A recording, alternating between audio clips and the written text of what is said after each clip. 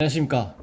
오늘은 지난 7월 20일자 각 언론 보도가 된 그 중대범죄가 확인이 됐음에도 불구하고 그러한 그 관계 법령에서 이러한 경우에는 국가유공자 그리고 보훈보상 대상자의 적용이 대상이 아니다라고 되어 있음에도 불구하고 각 보훈처에서 업무 소홀로 인해서 부당하게 등록을 시키고 나서 그에 대해서 이제 보훈급여를 지급을 했다가 이제 감사원 그 감사 결과 적발돼서 이에 대해서 시정 조치하라는 그런 내용입니다. 이거를 이제 살펴보겠습니다. 제목은 이제 살인 강도를 저지른 유공자에도 이제 보훈급여를 지급하느냐, 부당 지급했다, 환수해라, 뭐 이런 거죠. 이런 그 배제 규정이 있음에도 불구하고 이거를 좀 보겠습니다. 국가보훈처가 살인 강도 등 중대범죄를 저지른 사람을 국가유공자로 등록하고, 마찬가지입니다. 보훈 보상 대상자도 동일합니다.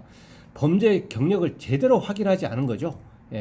범죄 경력을 제대로 확인하지 않은 채 법률의 규정에 명시적으로 되어 있고 또 그 내부 하부 규정에도 어떻게 하라는 것이 있음에도 불구하고 그걸 제대로 하지 않은 겁니다. 그래서 보훈급여를 지급해 온 것이 이제 적발이 된 거죠.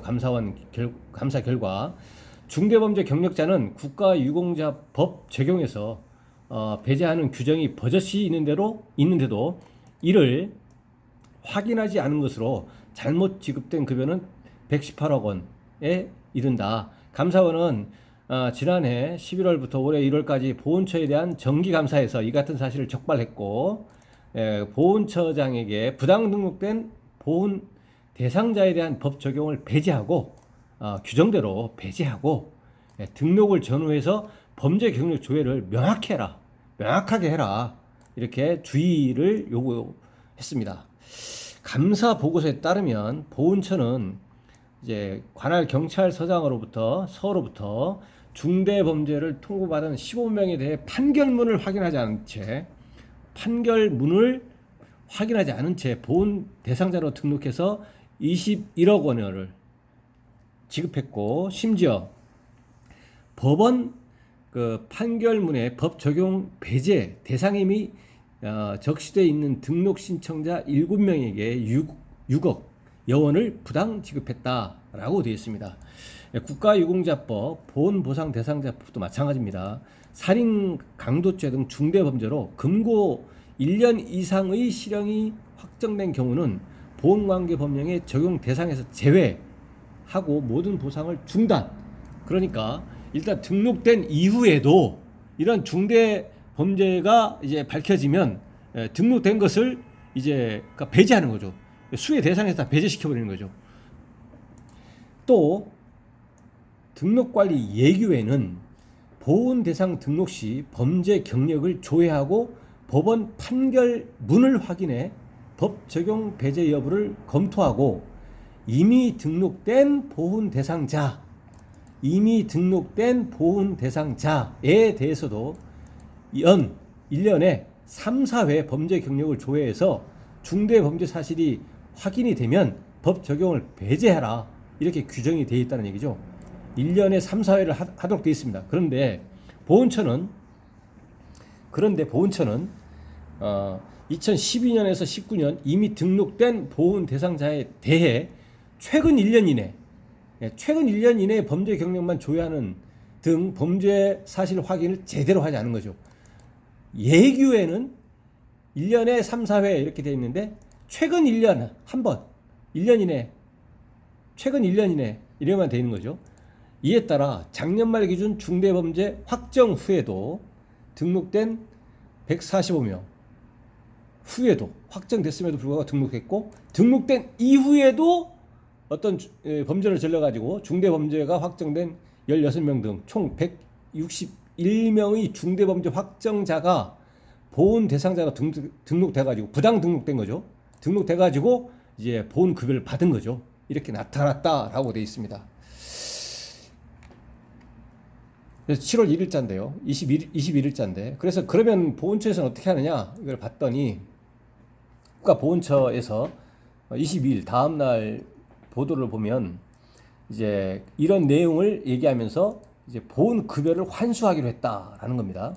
그래서 지적된 중대범죄자에 대해 보훈심사위원회 심의를 거쳐 법 적용을 배제하고 이제 환수하겠다. 보훈급여금 등을 환수 조치하겠다라고 밝혔습니다. 예, 이것은 이제 아까 최근에 감사원이 이렇게 지적한 것이고, 예, 감사원은 이제 법 적용 배제하고 등록을 전후해서 범죄 경력 조회를 명확히 하라라고 주의를 한 겁니다. 국가유공자법, 보훈보상대상자법도 마찬가지입니다. 예, 중단하고 적용 배제다 이렇게 규정이 되어 있습니다. 그래서 이에 따라 가지고 이제 보훈 대상 등록할 때는 범죄 경력을 조회하고 법원 판결문을 확인해 법 적용 여부를 검토해야 하고, 이미 등록된 보훈 대상자도 1년에 3, 4회 이렇게 해야 되는데 그렇게 못했더라. 그래서 이에 대해서 보훈처는 앞으로 경찰청과 법무부에 전 생애에 대한 범죄 경력과 교정시설 수용 정보를 받아서 중복으로 확인해, 중복으로 이중으로 이렇게 하겠다는 얘기죠. 확인을 해가지고 이런 사실이 없도록 하겠다라고 밝혔습니다. 그래서 이제 국가유공자나 보훈보상 대상자로 이제 등록이 되기 위해서는 첫 번째는 일단 등록 신청을 해가지고 국가유공자나 보훈보상 대상자의 요건이 해당이 되고, 요건이 해당된 사람에 국한해서 이제 그 보훈병원에서 신체검사를 받아가지고 1급에서 7급에 해당이 되어야만 기본적으로 이제 뭐 국가유공자 또는 보훈보상 대상자로 등록이 되는데, 근데 그 전에 이제 신원 조회를 하잖아요. 그래서 이 중요범죄에 해당되는 국가유공자법과 보훈보상대상자법에 규정이 되어 있는 이 범죄에 대해서 이 전과 기록이 있으면 이제 안 되거든요. 예, 그래서 안 될 뿐만 아니라 등록이 되고 나서 그 이후에도 이제 보훈급여라든가 국가유공자로서 또는 보훈보상 대상자로서 수혜를 받고 있다고 하더라도 그 이후에도 이런 중대범죄가 있는 경우에는 이제 그 모든 수혜가 중단이 되고, 그 시점부터 시작해가지고 받았던 보훈급여금 이런 것들은 전부 다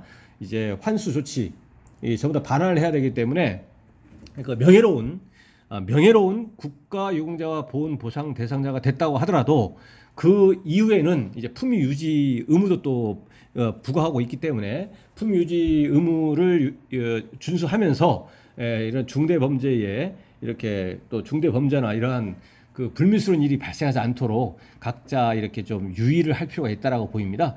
이거는 이제 수혜와 관련하고 수혜에 대한 그 배제되는 경우와 관련해서 언론 보도가 나왔기 때문에 이에 대해서 이제 살펴보자는 취지로 이제 말씀을 드려봤습니다.